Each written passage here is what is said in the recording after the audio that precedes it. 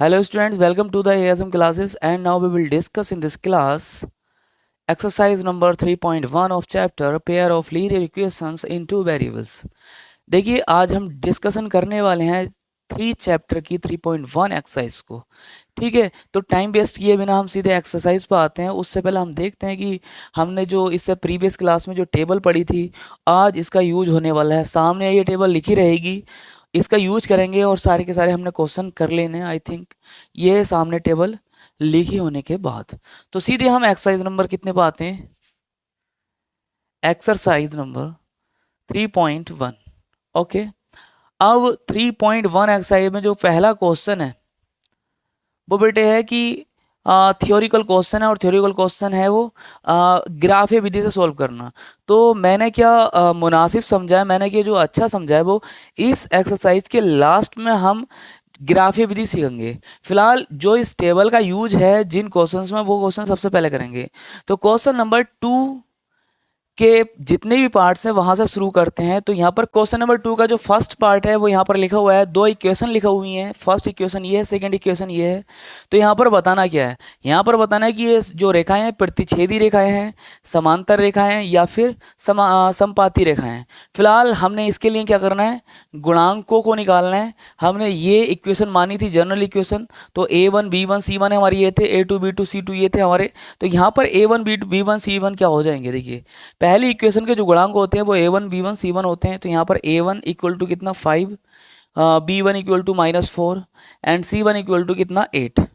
उसके बाद A2 equal to कितना 7, B2 इक्वल टू कितना 6 एंड C2 इक्वल टू कितना -8। ठीक है, उसके बाद कहानी आती है, अब इसका अनुपात लेते हैं। देखिए A1/A2 equal to 5/7, B1/B2 equal to -4/6। ये का 2 से काट दें, 2 2 4, 2 3 6 -2/3। ओके, क्या A1/A2 और B1/B2 बराबर आ रहे हैं? मुझे तो लग नहीं रहा। देखिए ये 5/7 है, ये -2/3 है। तो A1/A2 not equal to B1/B2। ये कौन सी वाली कंडीशन है? ये कंडीशन है हमारी, देखिए पहली वाली। तो अगर ग्राफीय निरूपण की बात करूं तो यहाँ पर ग्राफीय निरूपण ही बताना था। क्या बताना था, कैसी रेखाएं, प्रतिच्छेदी रेखाएं। तो यहाँ पर अतः ये रेखाएं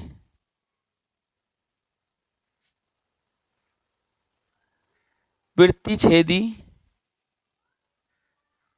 रेखाएं हैं। ओके, कौन सी रेखाएं, प्रतिच्छेदी।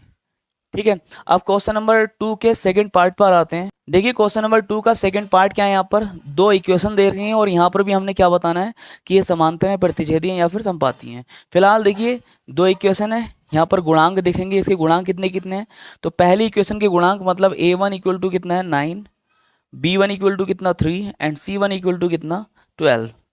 दूसरी इक्वेशन के गुणांक A2 इक्वल टू कितना 18 एंड V2 इक्वल टू कितना 6 एंड C2 इक्वल टू कितना 24। ओके, तो यहाँ पर अनुपात ले लेते हैं। देखिए A1/A2 देखते कितना आता है, 9/18।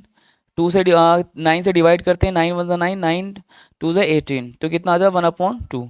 फिर उसके बाद B1/B2 लेते हैं, कितना होता है 3/6। 3 1 3, 3 2 6, कितना आता है 1/2 आ गया यहाँ पर भी। और यहाँ देखते हैं C1/C2 लेके, यहाँ पर 12/24, 12 1 12, 12 2 24, तो यहाँ पर ही 1/2 आ जाता है। तो यहाँ पर देखिए A1/A2, B1/B2, C1/C2 के मान सबके बराबर है। तो इसलिए में हम लिख सकते हैं क्या बेटे कि यहाँ पर A1/A2 बराबर B1/B2 बराबर C1/C2।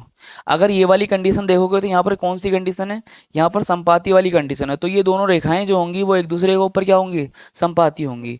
तो यहाँ पर लिखेंगे अतः ये रेखाएं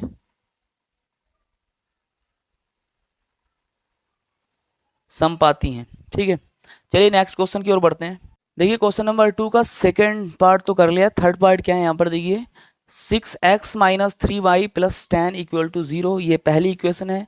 और नीचे दे रखी है 2x - y + 9 इक्वल टू 0, ये सेकंड इक्वेशन है। यहाँ पर भी हमें यही बताना है कि ये समपाती हैं या समांतर हैं या फिर प्रतिच्छेदी हैं। फिलहाल इसके लिए हमें क्या ज़रूरत पड़ेगी, किसी चीज़ की ज़रूरत पड़ेगी, इनके गुणांकों की। तो पहले पहली इक्वेशन के गुणांक जो होंगे वो होंगे a1 इक्वल टू 6। आप सब जानते हैं कैसे निकालते हैं। जो x का गुणांक होता है वो a1 का मान होता है और y का गुणांक जो होता है वो होता है b1 का मान, और बाकी जो बचा हुआ होता है वो c1 होता है। अगर पहली इक्वेशन की बात करें तो यहाँ पर -3 आ गया b1 का मान, और c1 का मान अब सब जानते हैं कितना बेटे 10। a2 इक्वल टू कितना 2 एंड b2 इक्वल टू कितना बेटे बताओ -1 एंड c2 इक्वल टू कितना 9। ठीक है, अब a1 अपॉन a2 की बात करते हैं तो बेटे 6/2 होता है। तो इसे डिवाइड करते हैं कितनी बार, 2 × 2 2 दूनी सॉरी 2 × 6 तो 3 आ जाता है यहाँ पर।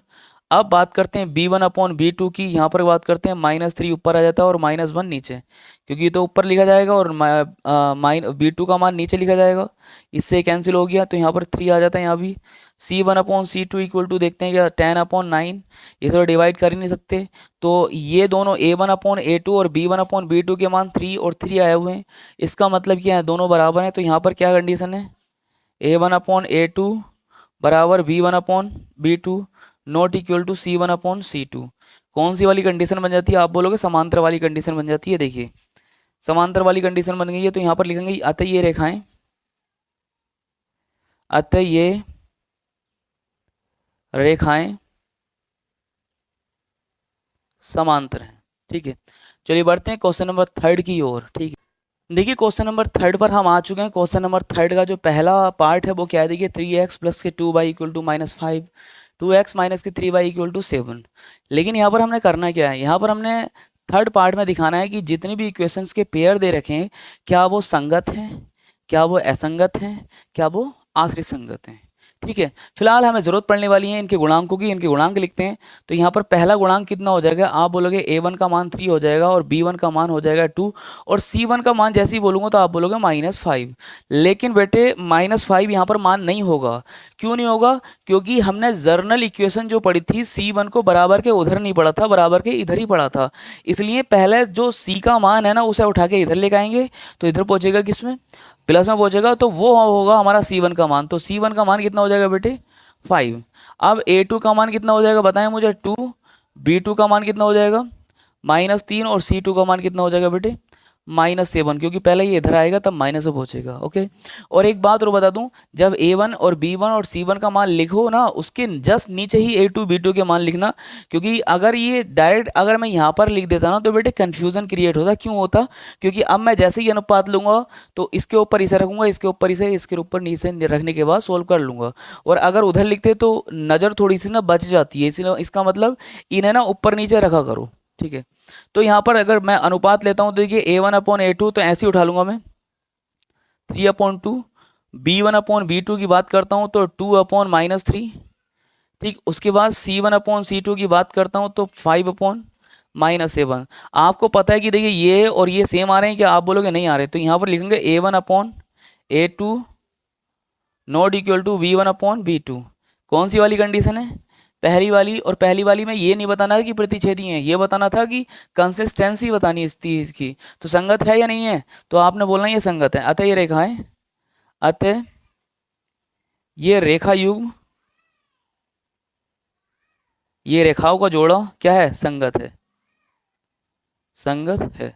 ठीक है, सेकंड क्वेश्चन पर आते हैं। देखिए स्क्रीनशॉट लीजिए लेना तो देखिए थर्ड क्वेश्चन लिखा हुआ आपके व्हाइट बोर्ड पर, क्या है, दो इक्वेशन लिखा हुई है। पहली इक्वेशन है 2x minus 3y equal to 8, 4x minus 6y equal to 9, ये दूसरी इक्वेशन है।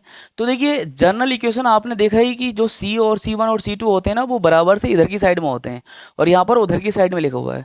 तो पहले हम इधर की ओर लेकर आएंगे, तब कंपेयर करेंगे, तब गुणांकों के मान निकालते हैं। फिलहाल देखिए a1 का मान कितना हो जाएगा, आप बोलेंगे 2, b1 का मान कितना हो जाएगा, आप बोलेंगे 3, और c1 का मान कितना हो जाएगा। तो पहले उसे उठा के इधर लेके आएंगे तो माइनस से पहुंचेगा, तो माइनस लिखिए। a2 का मान कितना हो जाएगा, यहाँ से बोलेंगे 4 हो जाएगा सर। b2 का मान कितना हो जाएगा -6, एंड c2 का मान कितना हो जाएगा -9। 9 को पहले उठाकर उधर लेकर आओगे। ठीक है, अब अनुपात लेते हैं। a1 अपॉन a2 होता है कितना 2/4, तो यहाँ से कितनी बार डिवाइड हो जाता है, 2 टाइम्स होता है 1/2। अब b1 अपॉन b2 लेते हैं तो ऊपर नीचे ऐसे रख देंगे इसे, -3 अपॉन -6, माइनस से माइनस कैंसिल, 2 टाइम्स ये कैंसिल हो जाता है यहाँ पर, तो 1/2 आ जाता है। ठीक है, उसके बाद की कहानी आती है c1 अपॉन c2 निकालते हैं तो ऊपर 8 और नीचे 9, दोनों माइनस में आते हैं और ये कैंसिल आउट नहीं होंगे। तो यहाँ पर a1 अपॉन a2 और b1 अपॉन b2 के मान दोनों क्या है 1/2 है, इसका मतलब बराबर है। तो यहाँ पर क्या लिख सकते हैं हम कि a1 upon a2 equal to V1/V2 but not equal to C1/C2। ये कौन सी कंडीशन बनती है? तो आप बोलोगे सर ये कंडीशन बनती है हमारी तीसरी कंडीशन बनती है। तीसरी कंडीशन ग्राफ या निरूपण देखते हैं तो क्या होता है, समांतर होता है, लेकिन हमने कंसिस्टेंसी बतानी थी, क्या है ये असंगत है। ठीक है, क्या है ये? अतः ये रेखा युग्म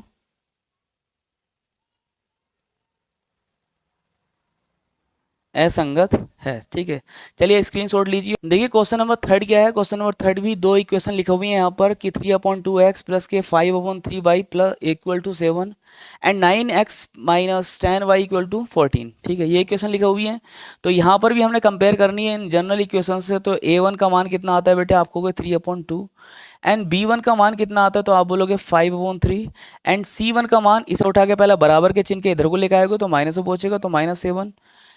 उसके नीचे यहाँ पर A1 A2 B2 का मान यहाँ पर नहीं लिखना, इसके नीचे लिखना। आसान रहता है क्वेश्चन सोल्व करना अगर ऐसे करते हैं तो। आप A2 इक्वल टू कितना 9 एंड B2 इक्वल टू कितना रहता है -10 एंड C2 इक्वल टू कितना रहता है -14। क्यों -14? क्योंकि पहले उसे उठा कर इधर लेकर आओगे। अब अनुपात लेते हैं A1/A2, तो ऊपर कितना 3/2/9।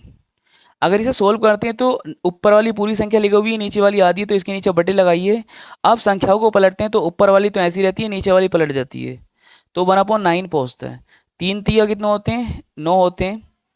अब नीचे कितना आ जाता है 1/6। ठीक है, उसके आगे देखिए हम करते हैं B1/B2 का मान निकालते हैं तो कितना आता है 5/3/-10। ठीक है, अब ऊपर वाली संख्या तो पूरी है, नीचे वाली आधी है, तो इसके नीचे एक बटे में एक लगाइए, इसे पलटिए तो 5/3 तो ऐसे रहेगा, लेकिन कितना 1/-10 हो जाएगा। तो minus minus minus minus minus कहीं लगा हुआ था क्या? नहीं लगा हुआ था ना। फिलहाल देखिए यहाँ पर कितना आ जाता है 5 से कटता 5 2 10 और यहाँ पर 1/-6 आ जाता है। और C1/C2 का मान, अब देखिए जब इतना ही आ जाता है तो हम यहाँ पर क्या करते हैं, हम यहाँ पर करते हैं A1/A2। देखिए यहाँ पर 1/6 है और यहाँ पर क्या मिला है -1/6, तो नॉट इक्वल टू, माइनस भी बहुत बड़ा अंतर कर देता है। ठीक है, तो यहाँ पर कितना आया था V1/B2। जब ये दोनों बराबर नहीं आए ना, तभी कह दीजिए कि पहली वाली कंडीशन लग चुकी है। और पहली वाली कंडीशन में क्या कंसिस्टेंसी क्या होती है? संगत होती है, कंसिस्टेंट होती हैं दोनों रेखाएं। तो यहाँ पर लिखना अतः दोनों रेखाएं संगत है। ओके, चलिए नेक्स्ट क्वेश्चन की ओर बढ़ते हैं। देखिए क्वेश्चन नंबर 3 का फोर्थ पार्ट यहाँ पर लिखा हुआ है। दो इक्वेशन लिखी हुई है, कौन कौन सी? 5x माइनस के 3y इक्वल टू 11 एंड दूसरी इक्वेशन है देखिए -10x plus 6y equal to -22। Okay, तो देखिए यहाँ पर भी क्या बताना है, यहाँ पर भी बताना है कि ये संगत है, असंगत है, आश्रित संगत है। फिलहाल देखिए यहाँ पर हम कंपेयर करते हैं, इनके गुणांक निकालते हैं अकॉर्डिंग टू दिस, इसकी तरह। तो A1 का मान कितना हो जाता है? आप सब कहेंगे कितना 5 है। ठीक है, B1 का मान कितना हो जाता है? आप कहेंगे 3 माइनस के। एंड C1 का मान कितना हो जाता है? तो आप बोलेंगे सर पहले 11 को उठा के इधर लेके आएंगे बराबर के, तब हम कंपेयर करेंगे तो कितना आएगा -11। ठीक है, अब A2 का मान कितना हो जाता है? आप बताएंगे सर -10। ठीक है, एंड B2 का मान कितना हो जाता है? आप बोलेंगे सर +6। एंड C2 का मान कितना हो जाता है? आप बोलेंगे 22। तो देखिए हम अगर A1/A2 करते हैं तो कितना आता है 5/-10। 5 1 5, 5 2 2, 5 2 10, तो 1/-2 आ चुका है इसका आंसर।